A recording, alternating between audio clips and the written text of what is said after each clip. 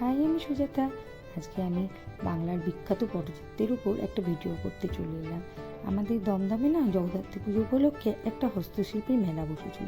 সেখানে অনেক কিছুর দোকান ছিল, কিন্তু এই পটচিত্রের দোকানগুলো আমার খুব ভালো লাগছিল। আমি দাঁড়িয়ে দাঁড়িয়ে দেখছিলাম আর ভিডিও করছিলাম।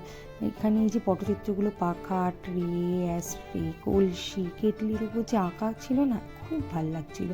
আর এই কেন জানি না, এই দিদিটার আঁকাটা আমার বেশি ভালো লাগছিল। মনে হচ্ছিল যেন এই দিদির হাতের আঁকার ফিনিশিংটাই অন্যরকম। তাই আমি এই দিদির দোকানে দাঁড়িয়ে একটু ভিডিও করছিলাম।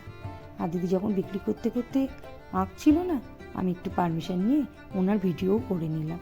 আমার খুব ভালো লাগছিলো। তোমরাও দেখো, ওনার আঁকার হাতের ফিনিশিংটা একদম অন্যরকম। তো যাই হোক, আমিও লোভ সামলাতে না পেরে দু একটা জিনিস এই দিদির কাছ থেকে নিয়ে নিয়েছি। বেশি কিনিনি, অল্পই কিনেছি। তোমরা জিনিসগুলো দেখে বলো কেমন হয়েছে।